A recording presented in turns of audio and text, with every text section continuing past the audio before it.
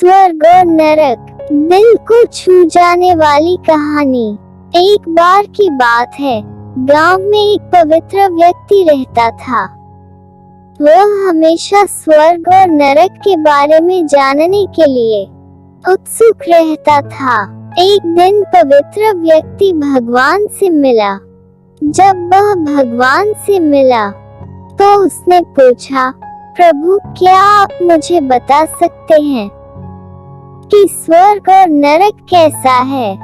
भगवान मुस्कुराए और उसे दूसरी दुनिया में ले गए। वहाँ वे दो दरवाजे के सामने खड़े थे।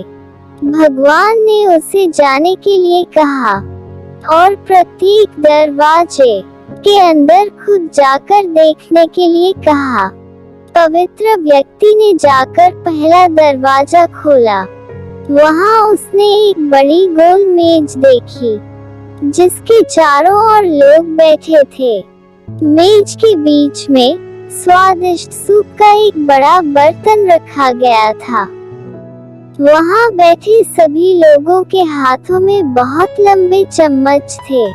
मेज के बीच में स्वादिष्ट सूप के बर्तन तक पहुँचने के लिए चम्मच काफी लंबे थे, लेकिन लंबे चम्मच के कारण भोजन से भरा चम्मच लोग मुंह में नहीं ले पा रहा।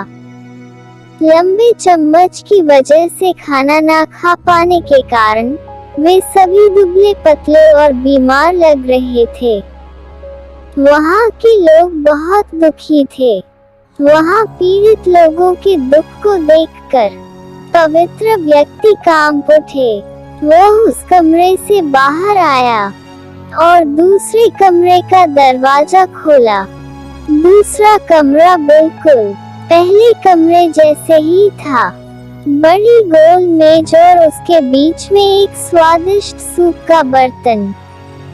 वहाँ बैठे सभी लोगों के हाथों में लंबे चम्मच था, लेकिन यहाँ के लोग स्वास्थ्य थे। वे एक दूसरे से बातें कर रहे थे और खाना खा रहे थे। पवित्र व्यक्ति यह देखकर प्रसन्न हुआ और उस कमरे से बाहर आ गया। फिर पवित्र व्यक्ति भगवान के पास गया और कहा, मुझे समझ नहीं आया कि दोनों कमरे एक ही जैसा है, फिर भी एक कमरा दुख से भरा है और दूसरा सुख से भरा है। भगवान ने उसे समझाया, आपने देखा कि लंबे चम्मच दूसरे को खिलाने के लिए ठीक ठाक है, लेकिन खुद को खिलाने के लिए ठीक नहीं है। आप जिस कमरे में पहले गए थे वह नरक था।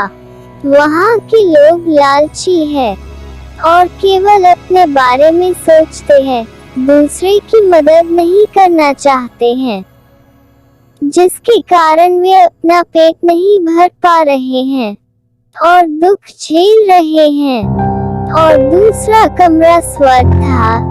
यह उन लोगों से भरा है जो एक दूसरे की परवाह करते हैं और प्यार करते हैं, एक दूसरे को उन लंबे चम्मच से खिलाते हैं जिससे वे स्वस्थ और सुखी रहते हैं।